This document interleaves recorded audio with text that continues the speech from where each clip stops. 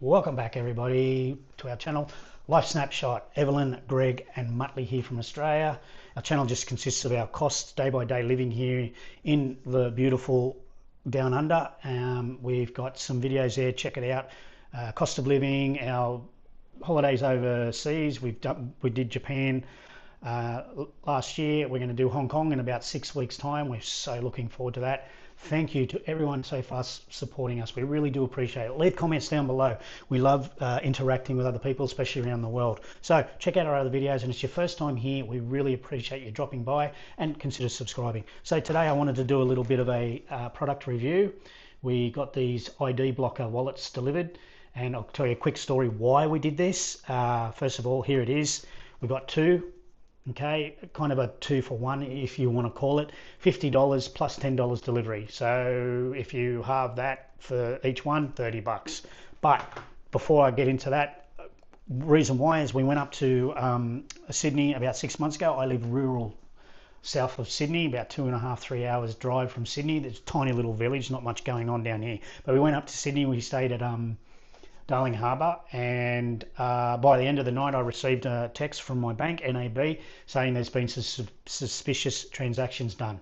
Now the point I want to make is this, okay, I had $7 balance, okay, they still managed to withdraw $500, and you're probably asking yourself, how the hell did that happen? If I only got $7 balance, I can't walk into a place and you know, a pub or something, or a Woolworths and order $100 or $200 worth of stuff. It won't allow me, right? Because it's $7 balance. And that was the first question I asked the NAB. How the hell did they withdraw $500 out? Okay, when there's only $7 balance. Their response was, well, this happens from time to time. I'm like, well, it will never happen with me. I can't walk into an ATM and withdraw, you know, $500 when there's only $7 balance. So that in itself should be an eye-open to you, that the banks aren't there to help you. They're not there to protect your money, especially when you get $7 balance and fraudulent withdrawals of up to $500. DoorDash, and Uber. And that's the next thing I said to them. Well, you should have the person on camera, right? Because if they're using an Uber, there's a camera in the Uber. So it's pretty easy to track.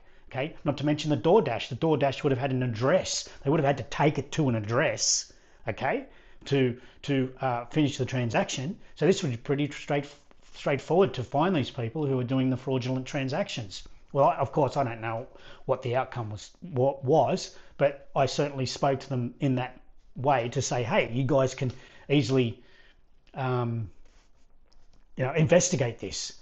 All right, so my advice is do what the NAB, the lady at NAB, for her, kudos to her, she was very helpful and very understanding of the situation. So the people who work at NAB, wonderful, very helpful, and they caught on to it straight away. So that was a good thing. And she said to me, just change your tap and go.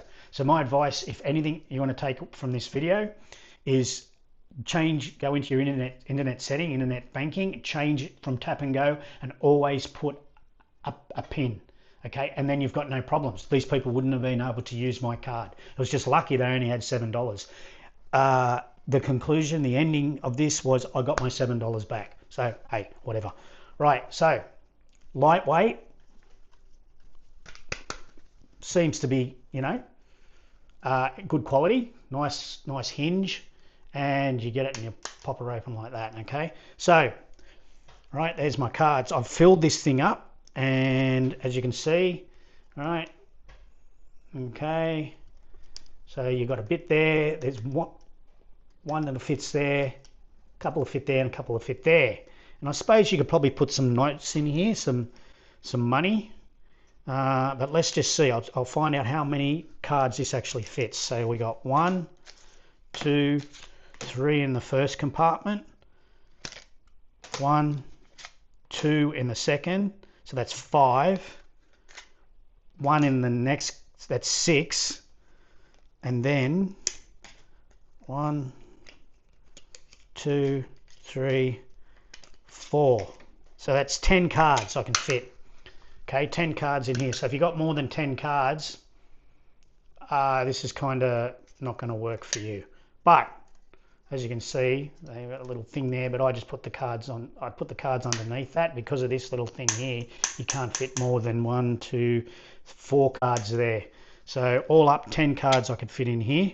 But if you got 10 cards or less, hey, it's a good little unit. Looks strong, good quality. There's a little thing on the back for money. We're definitely going to use this when we go overseas. So I've got 2 of them, 60 bucks. Rating, I'll give it an 8. Okay, I want to be a little bit thing about it. I'll give it an 8 out of 10. Only because I've got actually 12 cards.